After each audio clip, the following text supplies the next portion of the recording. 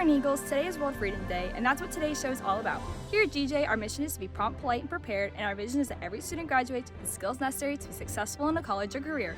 Without further ado, ENN starts now.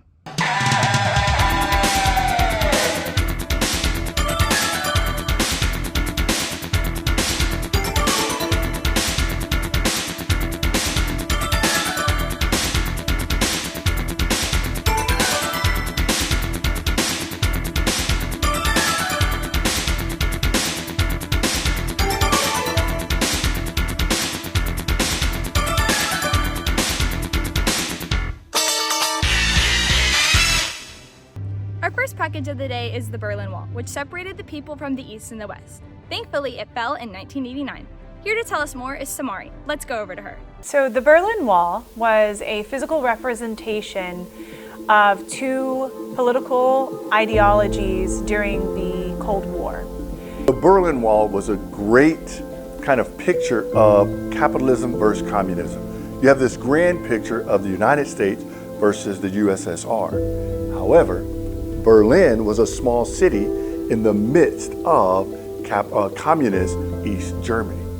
It divided both parts of Germany, but it divided two types of government as well.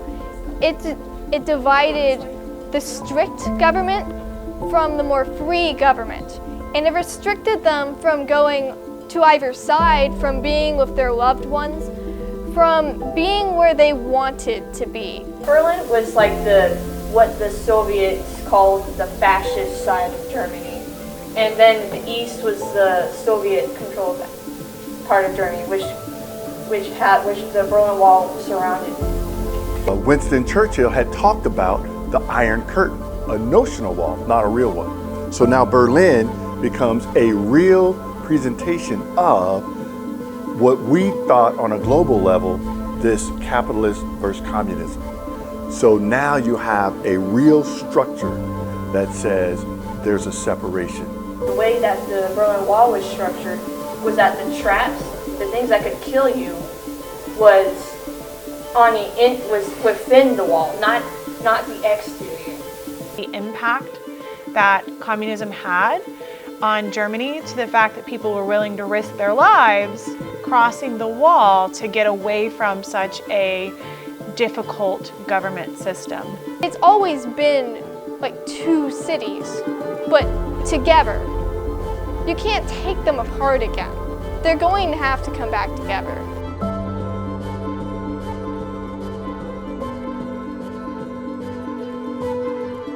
Since the fall of the Berlin Wall, families from the East and West were able to reunite. Now let's take a short commercial break. What is freedom? It's the ability to be yourself, to live life on your own terms, to chase your dreams without limitations. It's the power to choose, to create, to explore.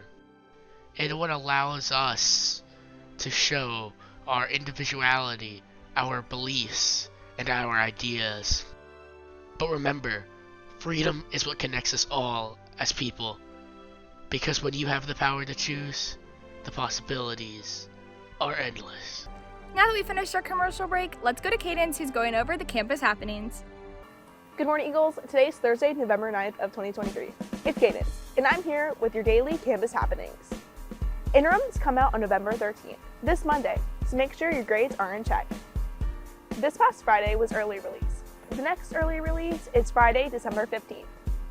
Eagles, this has been this week's campus happenings. Stay updated on the Polk County Public Schools website and the Jenkins Spirit page. For now, it's Cadence for ENN. Now that we know what's going on around campus, to keep up and date with some of the local announcements, let's go to James. Bike Club meets every Friday morning in Mr. Davis's room 2222. FBLA has district presentations on Wednesday, November 29th. Make sure your presentation's turned in. Men's soccer has their next game on Wednesday, November 15th.